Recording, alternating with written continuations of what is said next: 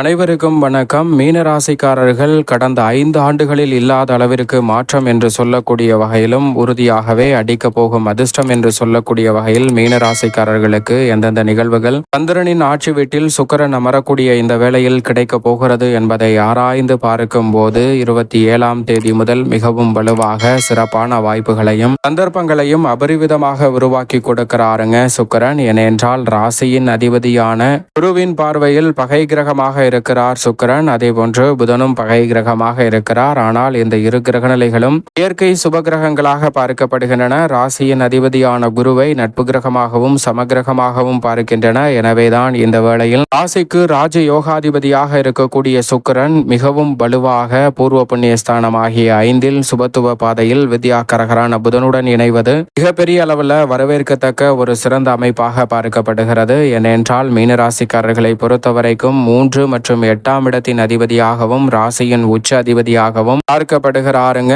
தைரியாதிபதியாகவும் அஷ்டமாதிபதியாகவும் இருக்கக்கூடிய சுக்கிரன் ராசிக்கு ராஜ யோகாதிபதியாக பார்க்கப்படுகிறார். அவர் இந்த வேளையில் அபரிவிதமான மாற்றத்தை ஏற்படுத்தி கொடுக்கக்கூடிய வகையில் பூர்வ புண்ணிய ஸ்தானமாகிய 5இல் புதனுடன் இணைந்து புத ஆதித்ய யோகத்தை ஏற்படுத்துவதோடு மட்டுமல்லாது லாபஸ்தானத்தை வலுவாக பார்ப்பதால் தனலாபத்தை உயர்த்தி கொள்ளக்கூடிய அற்புதமான வாய்ப்பும் சந்தர்ப்பமும் மீனராசிக்காரர்களாகிய உங்களுக்கு எளிதில் கிடைக்கக்கூடிய ஒரு சிறப்பான தருணமாக அமைகிறது. எனவே பல்வேறு வகையான சிரமங்கள் சிக்கல்களை முற்றிலுமாக களைந்து முன்னேற்றத்தை உருவாக்கி கொள்ளக்கூடிய வகையில் மிக சிறப்பான வாய்ப்புகளையும் சந்தர்ப்பங்களையும் இந்த வேளையில் ஏற்படுத்தி கொடுக்க போகிறார். ஏனென்றால் அறிவும் அதிர்ஷ்டமும் ஒருங்கே சேரக்கூடிய அற்புதமான வேலையாக இந்த தருணம் மீனராசிக்காரர்களாகிய உங்களுக்கு சுக்கிரன் மற்றும் புதனின் இணைவால் அற்புதமாக கைகூடுகிறது. ஏனென்றால் சந்திரன் அறிவின் ஆற்றலாகவும் அறிவின் மூலமாகவும் மதிநுட்பத்தின் தந்தையாகவும் பார்க்கப்படுகிறாருங்க. அப்படிப்பட்ட சந்திரனின் ஆட்சி வீட்டில் அறிவிற்கு அதிபதியாக இருக்கக்கூடிய வித்யாகரகரான புதன் வலுவாக வீற்றிருக்கக்கூடிய வேளையில்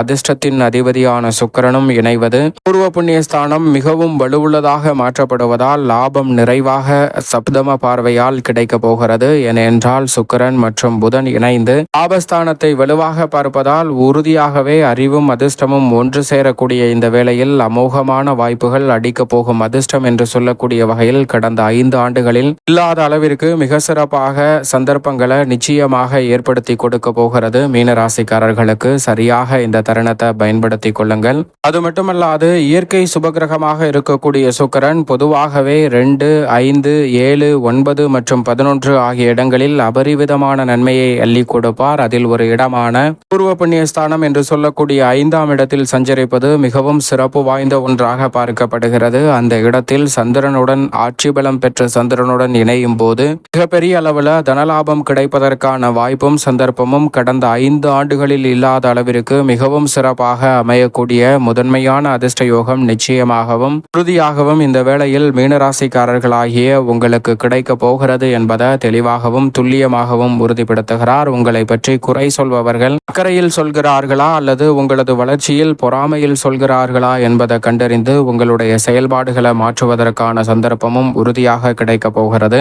எனவே இந்த சந்தர்ப்பத்தை சரியாக பயன்படுத்திக் கொள்ளுங்கள். உதாரணமாக ஒரு ஓவியர் ஒருவர் இருக்கிறார். அவருடைய ஓவிய திறன் என்பது மிக சிறந்த ஒன்றாக பார்க்கப்படுகிறது. அப்படிப்பட்டவர் ஓவியங்களில் பல நுட்பமான விஷயங்களையும் நுணுக்கமான விஷயங்களையும் கற்றுக்கொள்கிறார். ஓவியம் வரைவதில் மிக சிறந்த வல்லுநராக இருக்கிறாருங்க. அப்படிப்பட்டவர் மிக சிறந்த ஓவியம் ஒன்றை வரைய வேண்டும் என்ற உயர்ந்த எண்ணத்தோடு மிக சிறந்த ஓவியத்தையும் வரைந்து முடிக்கிறார். அந்த ஓவியத்தை பார்க்கும் போது மிகுந்த அழகாக இருக்கிறது அவருக்கு.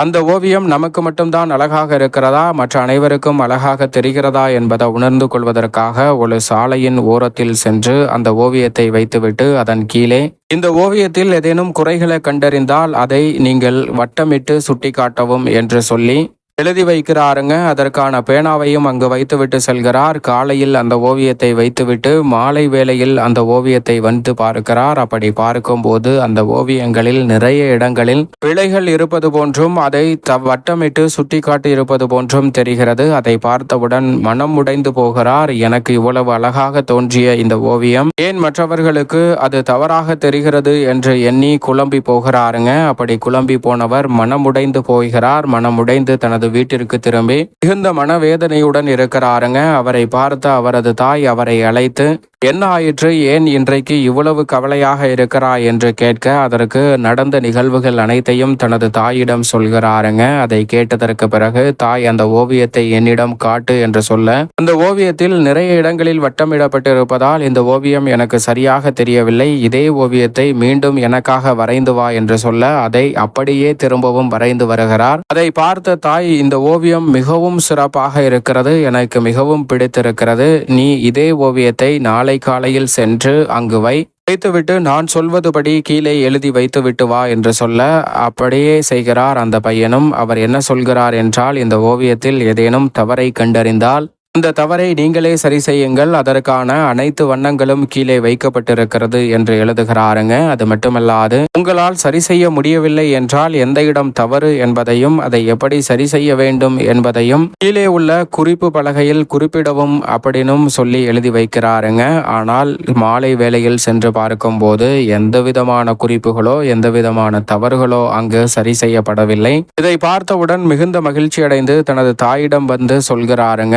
அப்போதுதான் அந்த தாய் சொல்கிறார், இந்த உலகத்தில் மிக எளிதான வேலை என்னவென்றால் மற்றவர்களின் தவறை சுட்டி காட்டுவது. இந்த உலகில் மிகப்பெரிய அறிஞர்களாக இருந்தாலும் கூட அவர்கள் செய்த தவறை சுட்டி காட்டுவதற்காக பலர் இருக்கிறார்கள். ஆனால் உண்மையில் அந்த தவறை சரி செய்யக்கூடிய வாய்ப்பு இல்லை, ஏனென்றால் அது தவறே இல்லை என்பதை இந்த தாய் சொல்கிறார். அப்படி சொன்னவுடன் அப்போதுதான் உண்மையான தன்மையை உணர்ந்து கொள்கிறாருங்க அந்த ஓவியர். அது மட்டுமல்லாது, உனக்கு சில விஷயங்கள் தவறென்று தென்பட்டால் அதை நீயே சரி செய்து ஓவியத்தை மேலும் அழகுபடுத்து, அப்போது உன்னுடைய வாழ்வில் மிகப்பெரிய வளர்ச்சி கிடைக்கும் என்று சொல்கிறார். அதே போன்று அந்த ஓவியரும் செய்து தன்னுடைய வாழ்நாளில் மிகப்பெரிய அளவில் பல ஓவியங்களை தீட்டியது மட்டுமல்லாது உலகில் தலை சிறந்த ஓவியராகவும் மாறுகிறாருங்க. இது போன்றுதான் மீனராசிக்காரர்களுடைய வாழ்வில் ராசியின் உச்ச அதிபதியும் ராசியின் நீட்சி அதிபதியும் இணைந்து ராசியின் நட்பு கிரகமான சந்திரனின் ஆட்சி வீட்டில் அமர்ந்திருப்பதால் நினைப்பதை காட்டிலும் பல நல்ல வாய்ப்புகள் உண்டு. ஏனென்றால் பூர்வ புண்ணிய ஸ்தானம் என்று சொல்லக்கூடிய 5ஆம் இடமாக இருப்பதால் பூர்வீக சொத்துக்கள் ரீதியான பிரச்சனை, பல நெருக்கடிகள், சிரமங்கள் இந்த தருணத்தில் உறுதியாகவே தகர்த்தெறியப்படும். நீங்கள் எதிர்பார்க்கக்கூடிய முன்னேற்ற வாய்ப்புகளும் வளர்ச்சியும் நினைப்பதை காட்டிலும் எளிதில் கைகூடுவதற்கான முதன்மையான சந்தர்ப்பம் மீனராசிக்காரர்களுக்கு உண்டு. குடும்ப வருமானம் உயரும், உடல்நல ஆரோக்கியம் திருப்திகரமாக அமையும், பயணங்கள் திருப்திகரமாக அமைவதோடு மட்டுமல்லாது அந்த 5 ஆண்டுகளில் இல்லாத அளவிற்கு சுப நிகழ்வுகளும் எதிர்பார்க்கக்கூடிய காரியங்களையும் சிறப்பாக மேற்கொள்ளக்கூடிய சந்தர்ப்பம் மீனராசிக்காரர்களாகிய உங்களுக்கு நிறைவாக கிடைக்கிறது. மிகப்பெரிய அளவிலான காரிய தடைகள், சிரமங்களை விலக்கி குடும்பத்தில் மகிழ்ச்சியும் மனநிறைவும் சந்திப்பதற்கான வாய்ப்புகள் இந்த தருணத்தில் அபரிவிதமாக கிடைக்கிறது. உத்தியோகம் சார்ந்த பணிகளில் மிகப்பெரிய அளவிலான காரிய தடைகள் இந்த தருணத்தில் விலகும். தசாபுத்திகள் வலுவாக இருப்பின் சிறு முயற்சியிலே நல்ல வேலை வாய்ப்பு உள்ளிட்ட வளர்ச்சிக்கான நல்ல சந்தர்ப்பங்கள் எளிதில் உங்களை தேடி வரப்போகிறது. நீங்கள் நினைப்பதை காட்டிலும் பல காரியங்களை சிறப்பாகவும் திறன்படவும் செய்து முடிக்கக்கூடிய வகையில் பல்வேறு வகையான நல்ல சந்தர்ப்பங்கள் மீனராசிக்காரர்களுக்கு எளிதில் கைகூடும். உத்தியோகம் மற்றும் தொழில் ரீதியான பணிகளில் சிறப்பான வளர்ச்சியை நோக்கி பயணிக்கக்கூடிய வகையிலும் லாபத்தை வருமானத்தை உயர்த்தி கொள்ளக்கூடிய வகையிலும் எளிதில் நல்ல வாய்ப்புகள் லாபஸ்தானத்தை வலுவாக பார்க்கக்கூடிய சுக்கிரனின் அமைப்பால் கிடைக்க இருக்கிறது. தொழில் ரீதியாக இந்த தருணத்தில் 7.5 சனியின் ஆதிக்கம் இருந்தாலும் கூட அவரது நட்பு கிரகமாக இருக்கக்கூடிய சுக்கிரனின் அமைப்பால் நிறைந்த நன்மை உண்டு. இந்த தருணத்தில் தடுமாற்றம், சிக்கல், சிரமங்களை விலக்கி ஊதிய உயர்வு, பதவி உயர்வு, தொழில் ரீதியாக சிறப்பான வளர்ச்சி என்று சொல்லக்கூடிய வகையில் மீனராசிக்காரர்கள் சிறப்பான வாய்ப்புகளையும் சந்தர்ப்பங்களையும் இந்த வேளையில் உருவாக்கி கொள்ளக்கூடிய நல்ல வாய்ப்புகளும் சந்தர்ப்பங்களும் அபரிவிதமாக கிடைக்கிறது. அதோடு மட்டுமல்லாது இந்த தருணத்தில் கலைத்துறையின் நாயகன் என்று அழைக்கக்கூடிய சுக்கிரனும் சாதகமாக 5இல் வலுவாக விளம்பெறுவதால் கலைத்துறையில் அபரிவிதமான புதிய வாய்ப்புகள் கிடைக்கும். நீங்கள் எதிர்பார்ப்பதை காட்டிலும் முன்னேற்றத்திற்கு வழிவகை செய்யக்கூடிய வகையில் அடிக்க போகும் அதிர்ஷ்டம் என்று சொல்லக்கூடிய வகையில் மிக சிறப்பான வாய்ப்புகள் கலைத்துறையில் உறுதியாக உண்டு. அரசியல் சார்ந்த பணிகளில் நல்ல வளர்ச்சியும் கட்சியிலும் மக்கள் மத்தியிலும் சிறப்பான முன்னேற்றம் நிறைவாக கிடைக்கிறது. மாணவர்களின் கல்வியில் நல்ல முன்னேற்றம் உண்டு. விவசாயம் சார்ந்த பணிகளில் இருக்கக்கூடிய தடைகள் விலகும். முன்கூட்டியே நன்கு அறிந்து பல பணிகளை திட்டமிட்டு சிறப்பாக மேற்கொள்ளக்கூடிய சந்தர்ப்பம் வலுவாக மீனராசிக்காரர்களுக்கு கிடைக்கிறது. தசாபுத்திகள் வலுவாக இருப்பின் புதிய விளைநிலம் வாங்கக்கூடிய